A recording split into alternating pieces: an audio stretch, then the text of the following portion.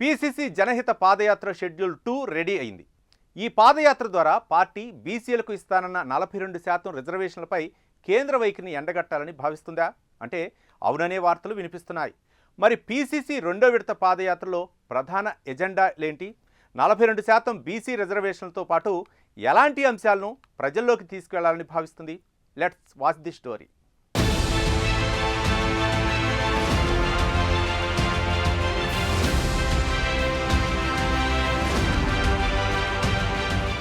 విద్య, ఉద్యోగ, స్థానిక సంస్థల ఎన్నికలలో బీసీలకు 42% రిజర్వేషన్ కల్పిస్తామని కాంగ్రెస్ సర్కార్ హామీ ఇచ్చింది. ఈ మేరకు అధికారంలోకి రాగానే బీసీలకు విద్య, ఉద్యోగ, స్థానిక సంస్థల్లో రిజర్వేషన్ కల్పిస్తూ బిల్లు తీసుకొచ్చి అసెంబ్లీలో ఆమోదం తెలిపింది. అనంతరం గవర్నర్ ద్వారా కేంద్రానికి ఆమోదం కోసం పంపడం జరిగింది. 4 నెలలవుతున్న కేంద్రం నుండి ఎలాంటి స్పందన రాలేదు. ఈ నేపథ్యంలో ఆర్డినెన్స్ తీసుకువచ్చింది. గవర్నర్కు పంపడం జరిగింది. ఆర్డినెన్స్ పై కూడా ఎలాంటి స్పందన రాలేదు.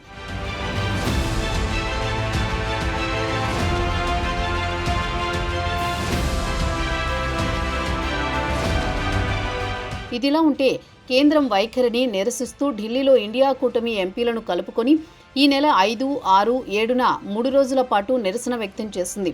అయినా ఇటు కేంద్రం స్పందించలేదు, అటు రాష్ట్రపతి అపాయింట్మెంట్ కూడా ఇవ్వలేదు. ఈ నేపథ్యంలో ప్రజాక్షేత్రంలో కేంద్రం యొక్క వైఖరిని ఎండగట్టాలని నిర్ణయించింది టీపీసీసీ. ఇందులో భాగంగా జనహిత పాదయాత్ర ద్వారా కేంద్రంలో, రాష్ట్రంలో బీజేపీని ప్రజల ముందు దోషిగా నిలబెట్టాలని చూస్తోంది.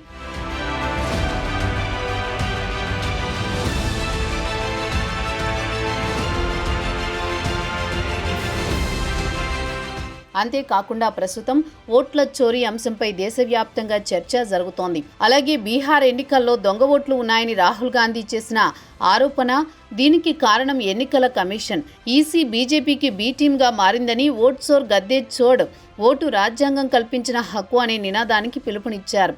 అలాగే ఆగస్టు 14 నుండి అక్టోబర్ 15 వరకు గ్రామ స్థాయి నుంచి జాతీయ స్థాయి వరకు ఈసీ తీరును నిరసిస్తూ దేశవ్యాప్తంగా నిరసనలు చేపట్టాలని పార్టీ కార్యకర్తలను ఆదేశించారు.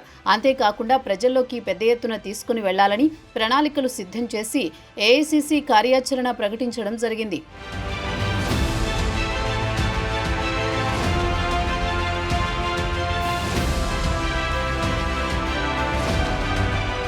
ఇప్పుడు తెలంగాణలో పీసీసీ అధ్యక్షుడు మహేష్ కుమార్ గౌడ్ చేసే జనహిత రెండవ పాదయాత్ర ఈ నెల 25న చొప్పదండి నియోజకవర్గం నుండి ప్రారంభించనున్నారు.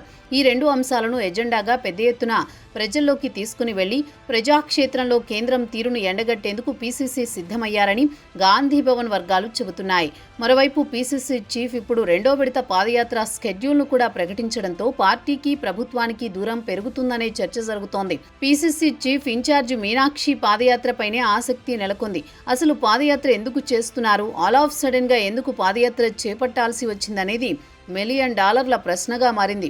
అయితే పార్టీ కమిటీలు నామినేటెడ్ పోస్టుల కోసం ఎంపిక చేసిన జాబితాలను చూసిన తర్వాత గ్రౌండ్లో పరిస్థితి ఏంటనేది తెలుసుకోవాలని భావించారని చెబుతున్నారు. అందుకోసం ఖచ్చితంగా ఫీల్డ్లోకి వెళితే పార్టీ పరిస్థితి ఎలా ఉందనేది అంచనా వేయవచ్చునని భావించారట. దీంతో పాదయాత్ర చేయాలని నిర్ణయించి ఒక్కరోజులోనే స్కెడ్యూల్ ప్రకటించారు.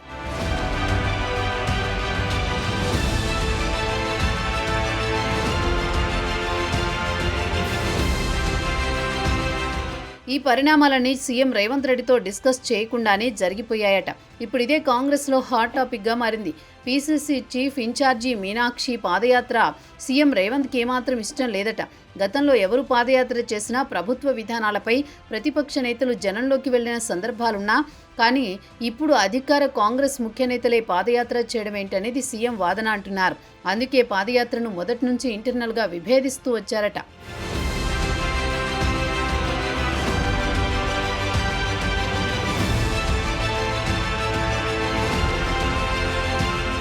ఇన్ఛార్జ్ మీనాక్షి పూర్తిగా అధిష్టానం దగ్గర మనిషి కావడంతో సీఎం కూడా ఏమీ చేయలేకపోయారట.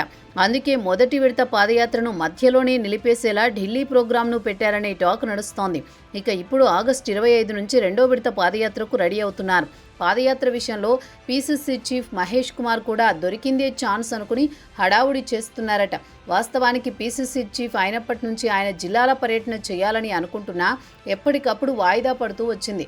ఇక ఇప్పుడు ఇన్ఛార్జ్ రూపంలో వచ్చిన అవకాశాన్ని పూర్తిగా తనకు అనుకూలంగా మార్చుకుని పాదయాత్ర తనదే అని చెప్పుకుంటున్నారట. పాదయాత్రలో కూడా అంతా తానే ముందుండి ప్రోగ్రాంను గ్రాండ్ సక్సెస్ అయ్యేలా చూస్తున్నారట. మరి పాదయాత్ర ద్వారా మహేష్ కుమార్ గౌడ్ తన పనితీరు మెరుగుపరుచుకుంటారా, లేక పార్టీ గ్రాఫ్ పెంచేందుకే పాదయాత్ర చేస్తున్నారా అనేది తెలియాలంటే మరికొన్ని రోజులు వేచి చూడాల్సిందే.